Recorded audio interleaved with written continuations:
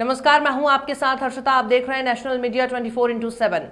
एक तरफ जहां कोरोना जैसी भीषण त्रासदी में लोग विभिन्न प्रदेशों से अपने घरों को पलायन कर रहे हैं, वहीं उन्हें कई दिनों तक भूखे प्यासे भी रहना पड़ता है। उनका दर्द सुनने वाला कोई नहीं होता और कई जगह तो प्रवासी मजदूर पैदल चलने को ही मजबूर हैं। ऐसे में तमाम समाज सेवी संस्थाओं ने इन लोगों की मदद के लिए हाथ बढ़ाया है और बलरामपुर जनपद की सीमा पर स्थित बहादुरपुर बॉर्डर पर कैंप लगाकर लगातार प्रवासी मजदूरों की सेवा में लक्ष्मी शिक्षण और सेवा संस्थान नामक संस्था ने अपना हाथ बढ़ाया है।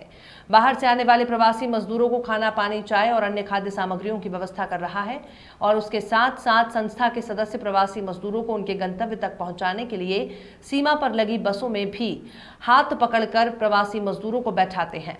संस्था के प्रबंधक अरुण कुमार श्रीवास्तव का कहना है कि हमारी संस्था के द्वारा लॉकडाउन के पहले चरण से ही गरीब लोगों को गांव-गांव में जाकर आटा, दाल, चावल, सब्जी, मसाले आदि वितरण किया जा रहा है और जब देखा गया कि कई प्रदेशों से प्रवासी मजदूर लगातार बलरामपुर जनपद में आ रहे हैं और ऐसा भी देखने में आ रहा है कि कई दिनों तक मजदूरों को खाना नहीं मिल रहा, जिससे कई मजदूरों की रास्ते में हालत बिगड़ती नजर आ रही थी। इसी को देखते हुए संस्था के द्वारा कैंप लगाकर भोजन की व्यवस्था कराई गई और लगातार 8वें दिन मजदूरों को भोजन देना जारी है। उनका ये भी कहना है कि यहाँ पर हमारे संस्थान के सदस्य और पदाधिकारी लगे हुए हैं और ताज़ा भोजन मजदूरों को उपलब्ध कराया जा रहा है।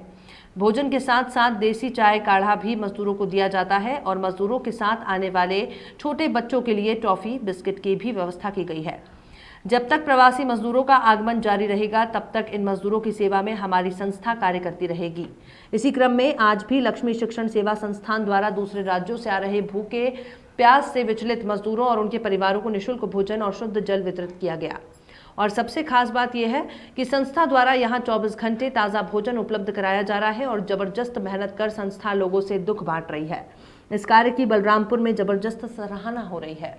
जब से लॉकडाउन का शुरुआत हुआ था तब से गरीब ज़रूरतमंद को कच्चा राशन किट जो है तैयार करके एक अभियान चलाया था हमने कि कोई भूखा न सोए। एक लक्ष्य है कोई भूखा न सोए। उसमें हम अपना कच्चा राशन जो था वो सारे परिवारों को पहुंचाते थे। वो पहुंचाने के बाद उसके बाद सोचा कि जो है एक देखा कि प्रवासी श्रमिक आने लगे हैं भूखे प्यासे 3-3 दिन 4-4 दिन खाना नहीं खाएँ। तो हमने एक बहादुरपुर चेक पोस्ट जहाँ पे शुरुआती आते हैं वहाँ चेकिंग होती है उनकी, वहाँ जा कर के एक हमने कैंप डाल दिया 24 घंटे।